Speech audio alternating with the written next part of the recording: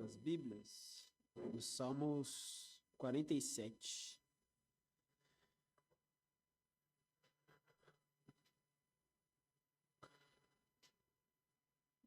Livro de Salmos, capítulo 47.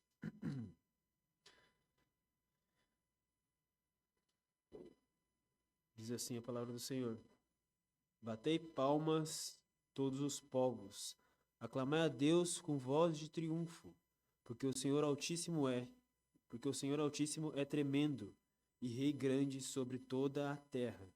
Ele nos subjugará os povos e as nações debaixo dos nossos pés. Escolherá para nós a nossa herança, a glória de Jacó, a quem amou.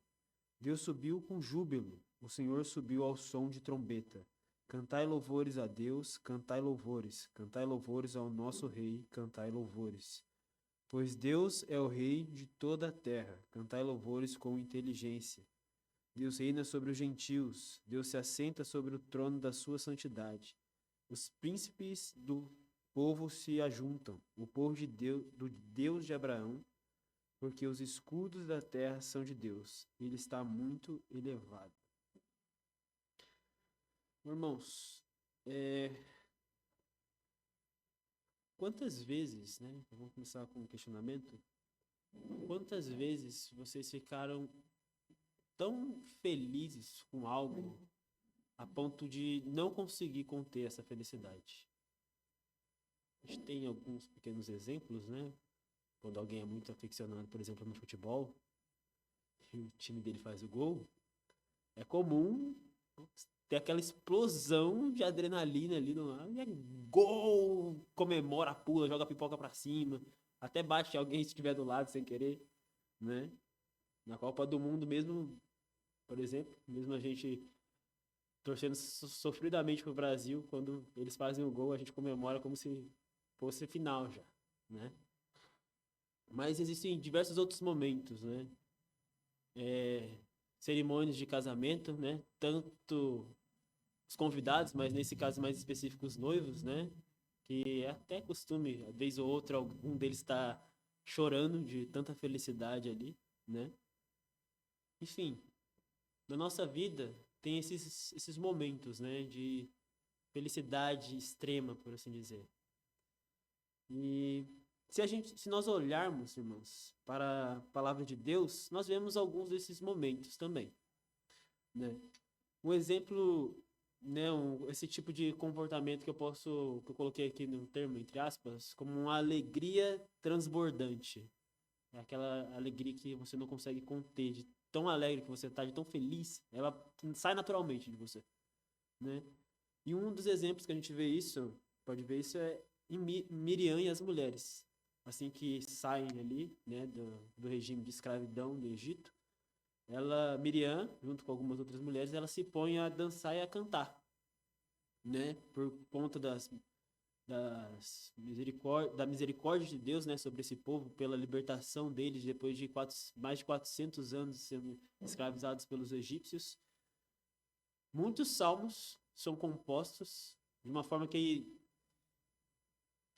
eu acho interessante, porque quando esses salmos de exaltação, principalmente exaltação a Deus diretamente, né, como esse aqui que a gente está vendo já, você sente que mesmo que existem as limitações da palavra, quando você lê atentamente, você sente que ele poderia dizer mais, só que as palavras limitam, sabe? Parece que é mais, ele tá querendo transmitir o que ele tá sentindo ali, só que parece que tem mais do que aquilo, né? Essas palavras limitam ele a dizer realmente o que ele está sentindo nesse momento, né? Muitos salmos, como a gente já viu, a gente vê também Davi, quando a arca entra, né, em Jerusalém, na chegada dela, e Davi ele se põe a dançar ali, né? Também nós vemos também as exortações, né, algumas exortações que o povo de Israel teve quando eles, não lembro agora a situação certinho, mas por falta de pesquisa mesmo, mas nós vemos que eles foram exortados a não chorar em determinados momentos, a não lamentar, porque eles deveriam estar assim, se regozijando, né? Seja com o templo, seja com a lei sendo encontrada novamente, né? Então, eles são exortados a esquecerem o momento ali de pranto e se alegrar e celebrar, né? A celebração, festa, né? Ter festas mesmo, né? Não é só ficar feliz ali, não. É celebrar por dias até, né? E, enfim, diversos momentos, né? Porém, fica o questionamento, irmãos. Quantas vezes nós nos alegramos pela vitória certa do reino de Deus? Né? Esse salmo aqui, ele tem esse subtítulo, né? Que é o triunfo do reino de Deus. E e nós vamos meditar aqui e eu gostaria que os irmãos mantessem essa pergunta na mente de vocês, né?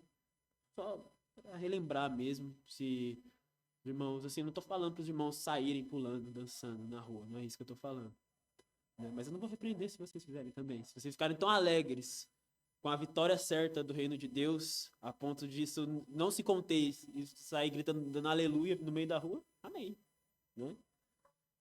Mas nós vamos meditar nos versículos, né? A partir do versículo 1.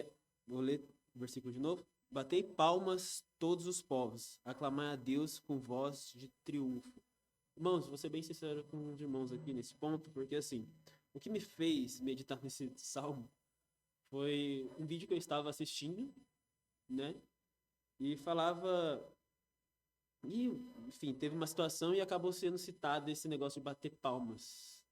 E o questionamento era bater palmas nos cultos, né? Eu não vou entrar no mérito, porque eu vejo que isso eu preciso de muito mais estudo para entender, né, todo esse contexto. Isso envolve outras coisas que também podem ser relacionadas ao culto, de forma geral. Mas nós podemos entender de certas formas, em alguns pontos, né, que esse bater palmas, né, a Bíblia tem alguns trechos sobre bater palmas.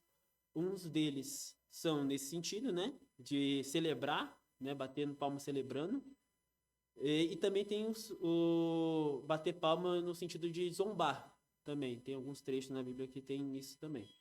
Então, depende muito do contexto onde está, né, esse tipo de manifestação de alegria, né?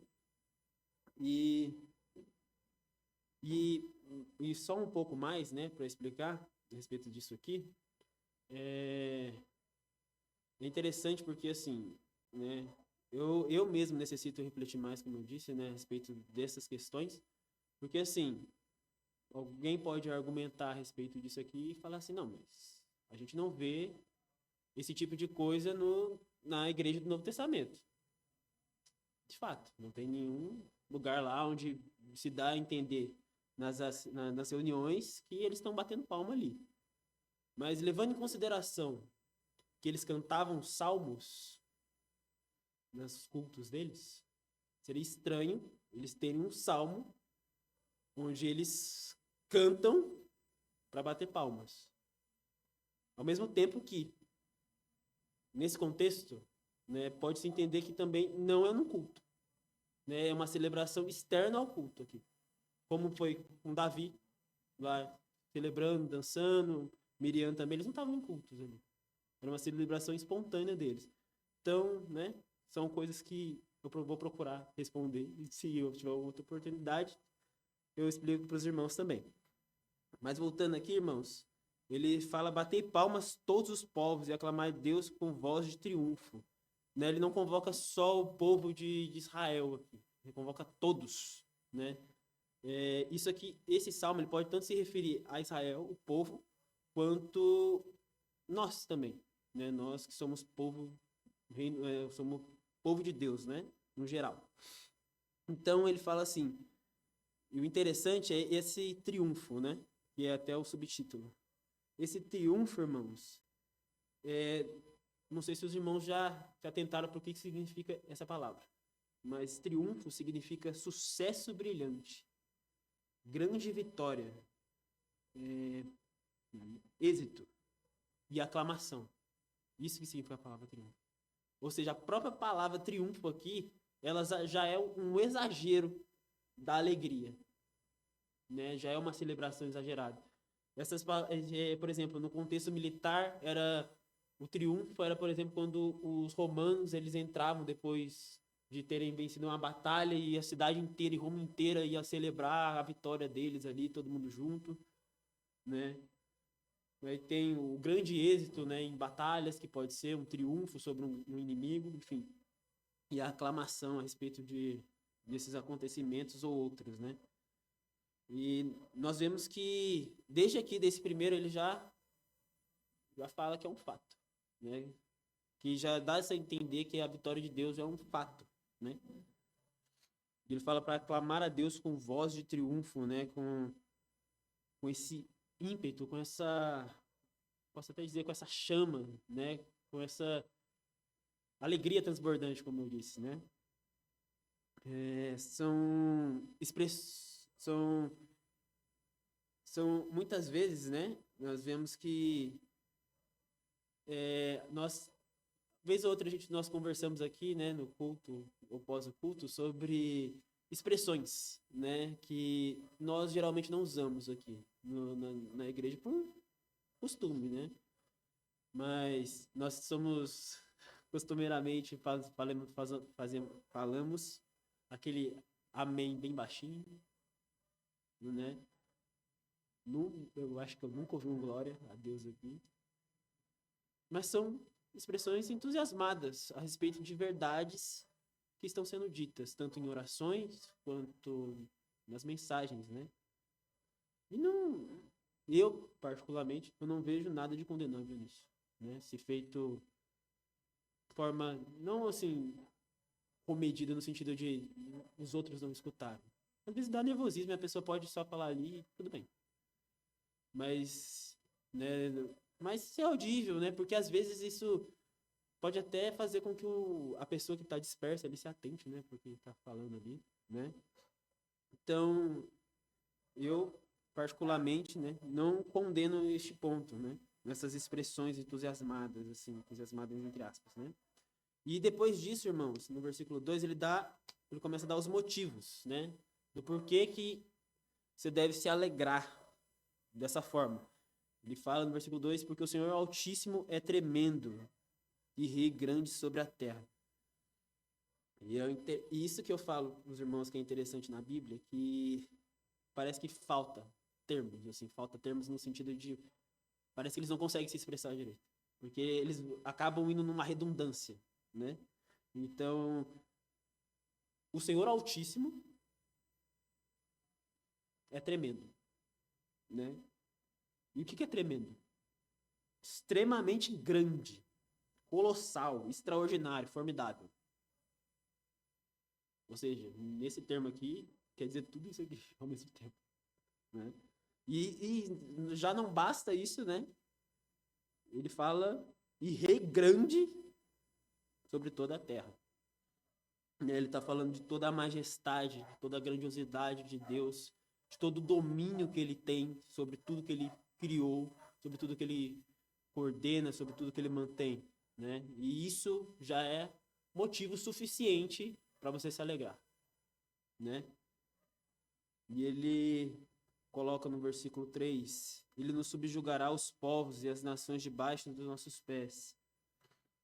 Isso aqui, irmãos, pode ser tanto, como eu disse, tanto como lá em Israel, como, né, sobre vitórias militares que o povo teria, sobre, né, sobre quando, por exemplo, Davi, foi o mais bélico de todos os reis, né, ali, foi dominando toda a região ali de toda aquela região, né, que nós estamos estudando na geografia ali, quanto para nós também, irmãos, porque nós vemos, né, fazendo esse paralelo conosco, isso é uma coisa que já é garantida, né? A vitória de Deus já é algo garantido. Isso tanto quando se refere a Jesus, né, sendo o rei sobre tudo, sendo o juiz sobre todos os povos.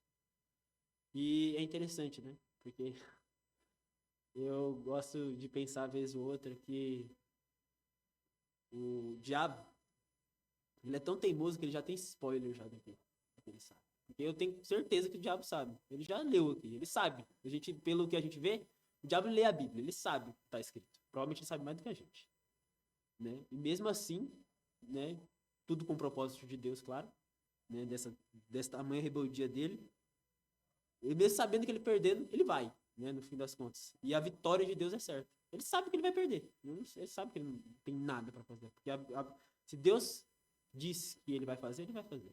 E se está assim na palavra, é o que vai acontecer. Né? Não tem como fugir disso.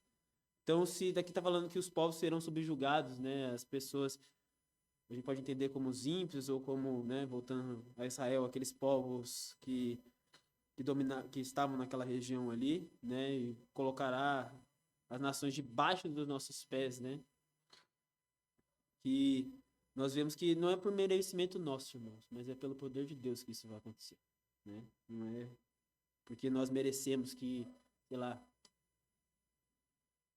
o Butão, um país aí aleatório, esteja debaixo dos meus pés, não é por conta disso, né.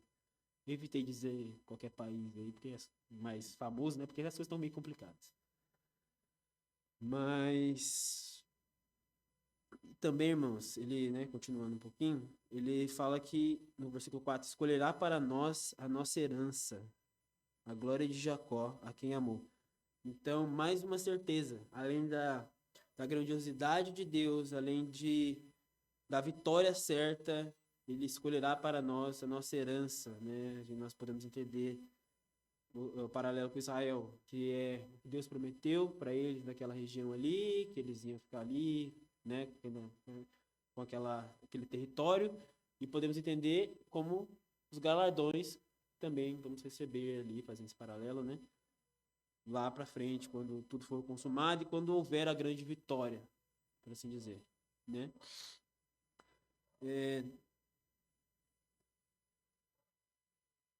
No versículo 5, irmãos, pode fazer uma referência a duas coisas, né? Deus subiu com júbilo, o Senhor subiu ao som de trombeta. Pode fazer referência à arca, novamente, né? Quando ela estava subindo para Sião, ou para Jerusalém ali. Ou quanto à própria vitória de Cristo também, né?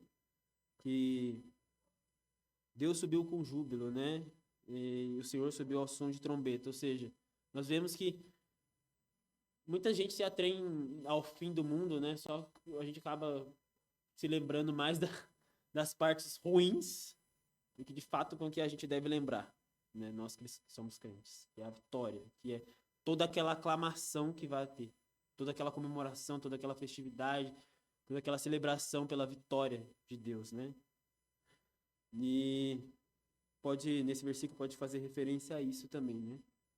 No versículo 6, ele reforça novamente, né, para uma verdadeira adoração, né, cantai louvores a Deus, cantai louvores ao nosso rei, cantai louvores. De novo, repetindo, não é uma palavra à toa. Não são palavras à toa, só para ficar bonito, né? Como a gente sabe, né, muitos salmos eles são canções, né? Esse aqui é um deles, né?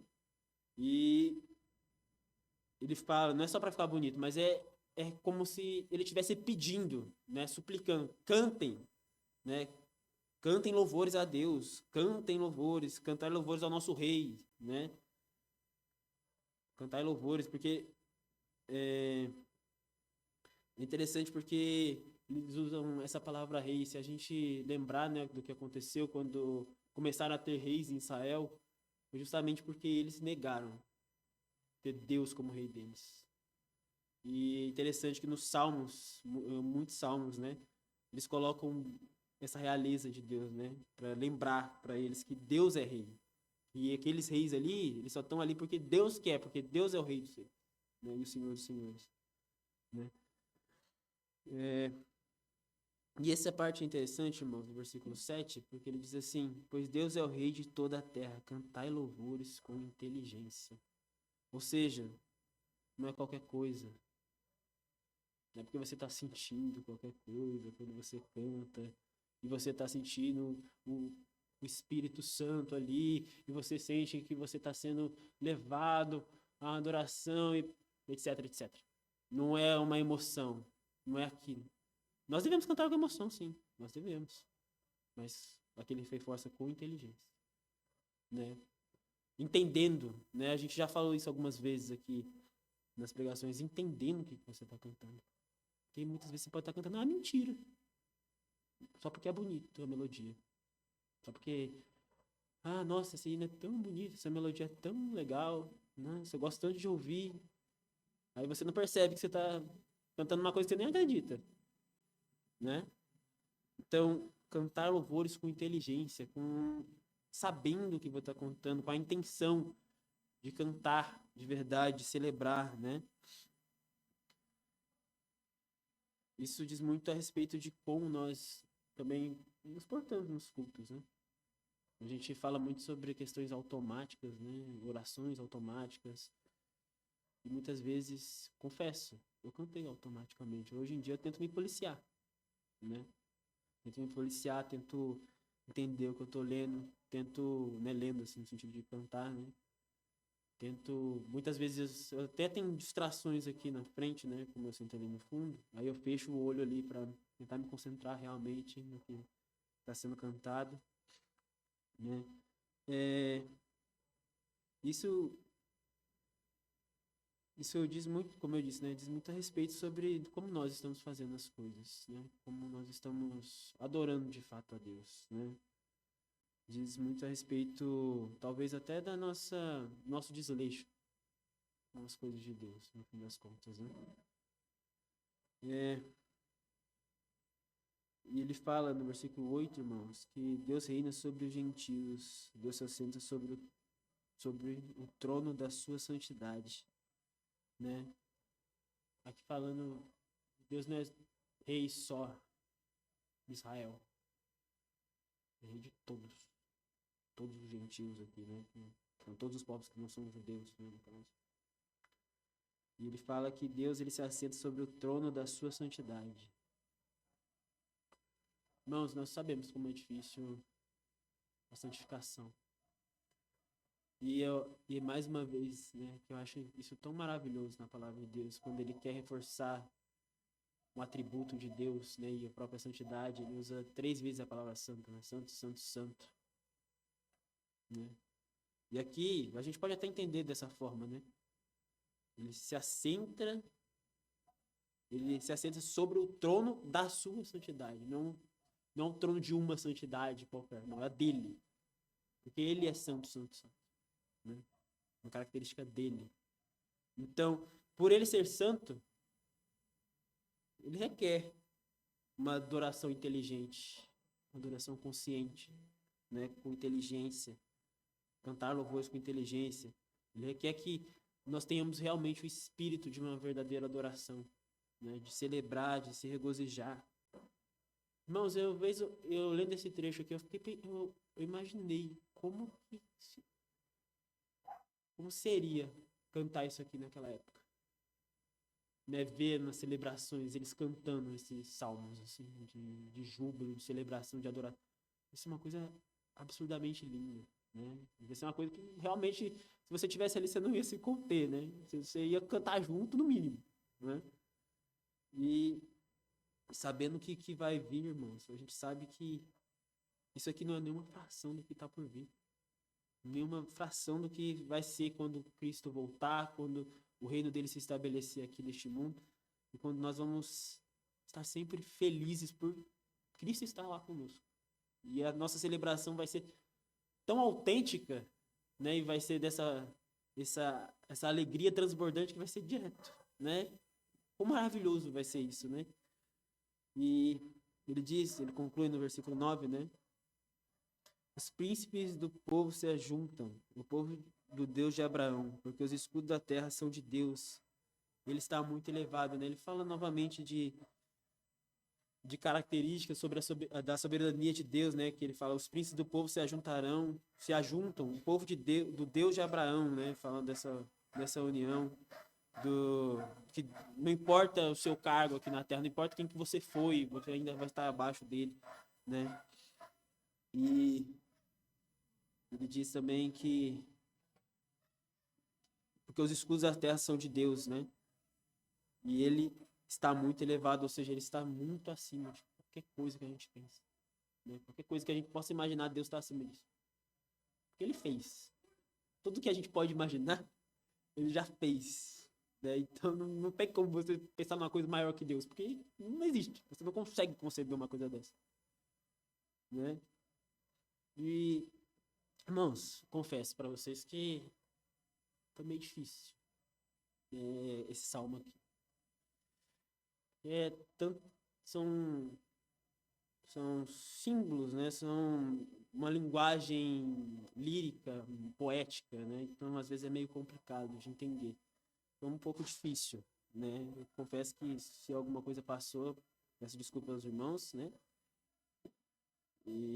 Mas isso aqui me fez realmente pensar, irmãos, né? Concluindo, fez pensar sobre...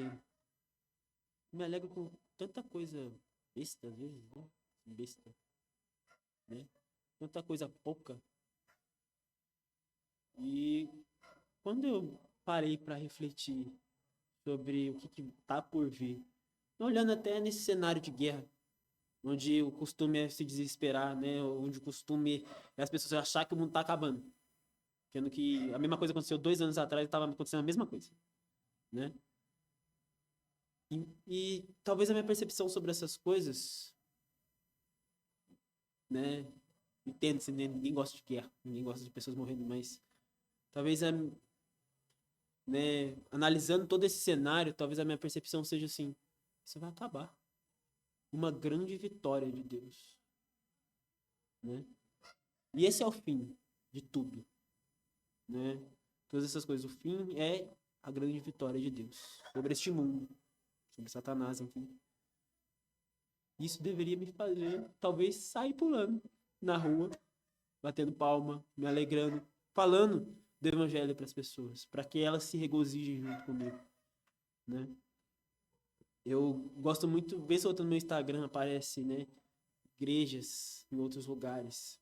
Eu vejo muito, aparece bastante pessoas, igrejas na África, né? E o culto deles é bem diferente do nosso. É bem diferente, né? São mais humildes, né, dependendo do lugar onde eles estão. Só que, irmãos, é lindo ver o quanto um povo que não tem nada, mas você vê que eles têm Deus, o quanto eles estão dispostos a adorar a Deus ali. Só com a voz, não tem nem instrumento muitas vezes, né? E você vê a empolgação, você vê a felicidade deles estar ali, né? Um coro só cantando, exaltando, às vezes é só repetindo a mesma palavra, por falta talvez de mais. Mas é lindo, né, ver esse tipo de adoração sincera a Deus, né? E são vários irmãos, várias culturas diferentes, né? Com com o devido respeito, né? Ao que a palavra diz a respeito dessas coisas, né? Não nos passando as coisas para ser faz um pecado, né? Mas a sinceridade de uma verdadeira adoração a Deus, irmãos, tá em muitas vezes cantar em casa, né? Quando você ali, vejo muito isso na minha mãe, vez ou outra, né? Quando ela começa a cantar, ou ela só dá um glória a Deus ali, fala Deus tem a misericórdia, e fala assim, Deus é bom, alguma coisa assim desse tipo, né? São nessas coisas, irmãos, muitas vezes, né? Então, né, concluindo, que nós possamos refletir, irmãos, sobre o que realmente tem nos alegrado. E se nada tem nos alegrado nessa vida, que a vitória certa de Deus nos alegre. Amém? Deus abençoe. Espero que essa palavra tenha sido de proveito aos irmãos.